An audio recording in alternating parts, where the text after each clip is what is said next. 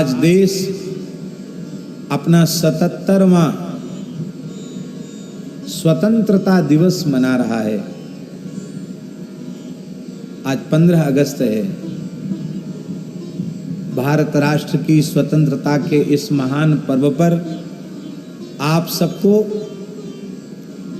स्वतंत्रता की खूब खूब बधाई। इस महापर्व की बधाई। भारत माता की जय। राष्ट्रीय स्वतंत्रता महापर्व की जय। पर आज जो कुछ हम निवेदन करने जा रहे हैं वो इस प्रकार से है। वर्तमान समय की जो विचारधारा है उस विचारधारा में सब पढ़े लिखे लोग एक ही बात कहते हैं कि राष्ट्र की बात करनी चाहिए, देश की बात करनी चाहिए। इनको क्या हो गया 10-5 साधुओं को या धर्म निष्ठ कहलाने वाले लोगों को जो गाय गाय चिल्ला रहे हैं। कोई गाय की बात कह रहा है तो कोई ब्राह्मणों की बात कह रहा है। अरे गौ ब्राह्मण की बात क्या, राष्ट्र की बात करनी चाहिए। क्योंकि देश रहेगा, राष्ट्र रहेगा तो सब रहेगा। देश ही नहीं रहेगा, राष्ट्र ही नहीं रहेगा तो क्या रहेगा। इसलिए राष्ट्र प्रथम, इस बात पर वर्तमान प्रधानमंत्री जी का भी बहुत जोर है। अच्छी बात है। और उन्होंने राष्ट्र प्रथम इस सिद्धांत को लेकर वे चले हैं। तो जो काम देश के 70 वर्षों में नहीं हुए वो इन थोड़े समय में उन्होंने करके दिखा दिए। सामान्य बात नहीं है। 10 वर्ष की उपलब्धि अपने आप में अद्भुत है, उसका कोई जोड़ नहीं है। ऐसा शासन यदि पिछले समय में रहा होता तो पता नहीं आज देश कहां होता। आज पूरे संसार की 1 नंबर की महाशक्ति भारत राष्ट्र बना होता। अच्छे लोग हैं, अच्छे शासक हैं, लेकिन हम बड़ी विनम्रता पूर्वक ये बात कह रहे हैं कि राष्ट्र प्रथम बहुत अच्छा है, पर राष्ट्र कहते किसको हैं, देश कहते किसको हैं। हम लोग राम राज्य की स्थापना करना चाहते हैं, राम राज्य को आदर्श बताते हैं और राम राज्य के प्रतिष्ठाता भगवान श्री राम, उनका विचार क्या है ये वर्तमान के राजनेताओं को समझने की आवश्यकता है और सारी जनता जनार्दन को ये बात समझने की आवश्यकता है। भगवान कह रहे हैं, भगवान को कहना चाहिए था कि देश के हित के लिए, फिर गौ ब्राह्मण के हित के लिए मैं आपकी बात मान रहा हूं, ये कहना चाहिए। पर देश को उन्होंने तीसरे नंबर पर रखा। पहले नंबर पर रखा गाय को, दूसरे नंबर पर रखा ब्राह्मण को और तीसरे नंबर पर रखा राष्ट्र को। देश को तीसरे नंबर पर राम जी ने रखा। क्या राम जी की देशभक्ति राष्ट्रभक्ति में कहीं कोई न्यूनता हो सकती है क्या? जो भगवान श्री राम लक्ष्मण से यहां तक कह देते हैं अपि स्वर्णमयी लंका, लंका यद्यपि सोने की है लेकिन हे लक्ष्मण वो लंका मुझे अच्छी नहीं लगती, क्योंकि जननी जन्मभूमिश्च स्वर्गादपि गरीयसी। ऐसे भगवान श्री राम महान मातृभक्त, महान पितृभक्त, महान देशभक्त, महान राष्ट्रभक्त भगवान श्री राम, वे इस सिद्धांत को हम सबको बता रहे हैं कि गौ और ब्राह्मण के हित से ही संपूर्ण सृष्टि का हित होगा, सारे राष्ट्र का हित होगा। जिस राष्ट्र में, जिस देश में गाय दुखी होंगी, जिस राष्ट्र में, जिस देश में ब्राह्मण दुखी होंगे, उसमें कोई सुखी नहीं रह सकता। उसकी किसी समस्या का समाधान कभी नहीं हो सकता। वो तभी होगा जब गौ और ब्राह्मण प्रसन्न होंगे। गायों के हित से बाबा, गायों के हित से संपूर्ण सृष्टि का हित है। आज जो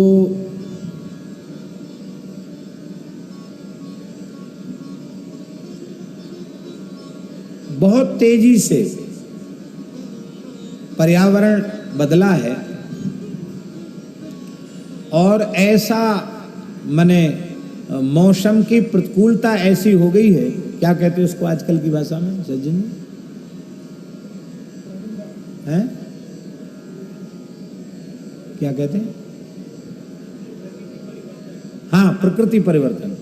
प्रकृति परिवर्तन बहुत तेजी से हुआ है और इस प्रकृति परिवर्तन का मूल क्या है? पर्यावरण की विकृति।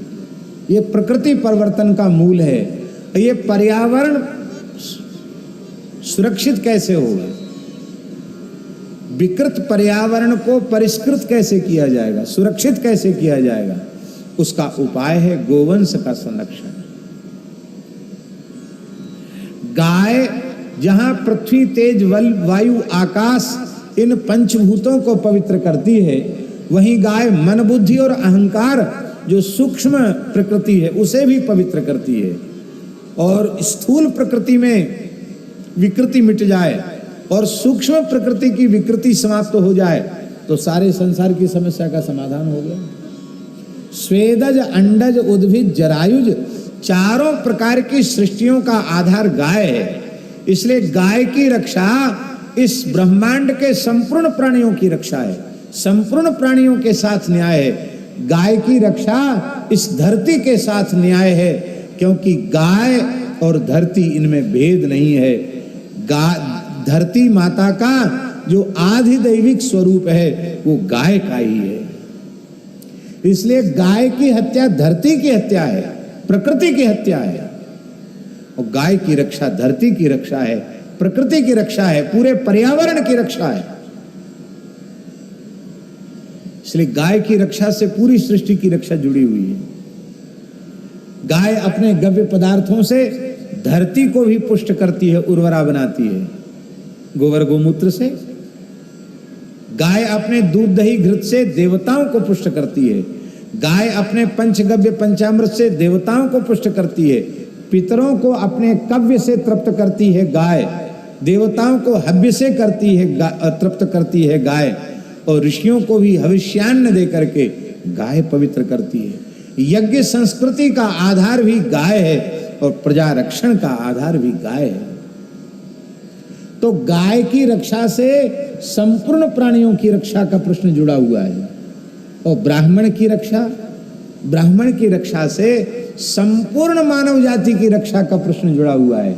यहाँ ऐसा तो नहीं कि ब्राह्मण की रक्षा के लिए राम जी कर रहे हैं और सब भले ही समाप्त हो जाए, इसका अर्थ ये नहीं है। गौ की रक्षा होगी तो सभी प्राणियों की रक्षा हो जाएगी, और ब्राह्मण की रक्षा होगी तो संपूर्ण मानव जाति की रक्षा हो जाएगी।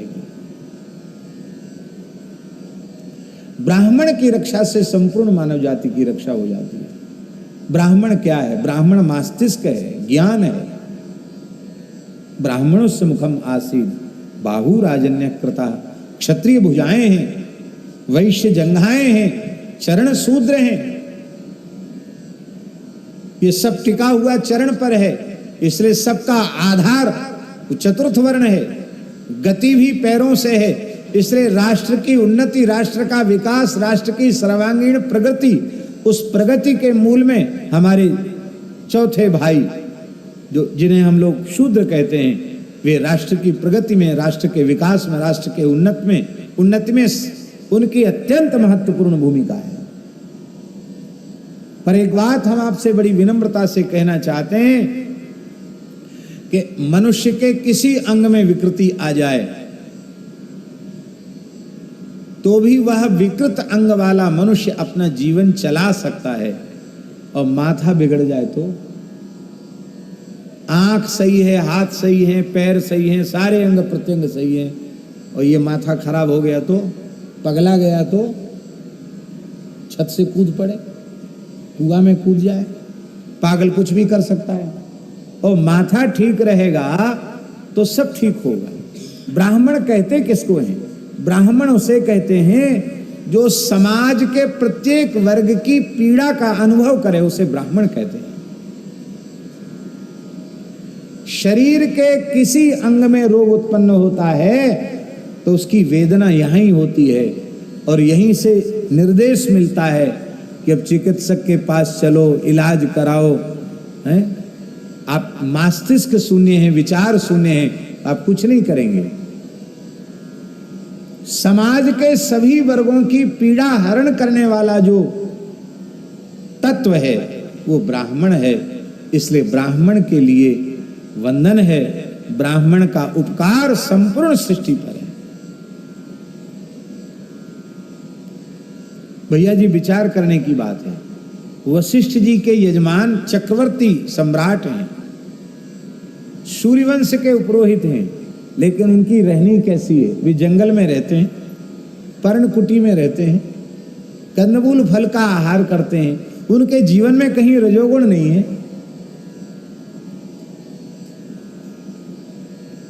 आशा यह है कि ऐसी त्याग पूर्ण जीवनी हमारे पूर्वजों की रही है। हम उनकी संतान हैं। वे चाहते तो खुद ही सब कुछ प्राप्त कर लेते, लेकिन सब कुछ लेने के बाद भी वे वीतरागी त्यागी हैं।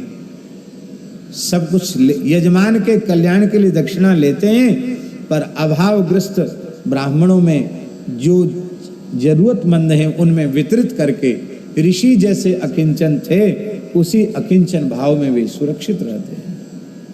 इसलिए गौ की रक्षा से संपूर्ण प्राणियों की रक्षा, संपूर्ण प्रकृति पर्यावरण की सुरक्षा और ब्राह्मण की रक्षा से संपूर्ण मानव जाति की रक्षा, और इनकी रक्षा जब हो जाएगी तो देश तो अपने आप सुरक्षित हो जाएगा। इनकी सुरक्षा के बिना देश देश नहीं रह जाएगा। देश उसी को कहेंगे जिस देश में, जिस राष्ट्र में गौ ब्राह्मण के सहित संपूर्ण प्रजा सुखी है। गौ ब्राह्मण के सुखी होने से संपूर्ण प्रजा सुखी होगी।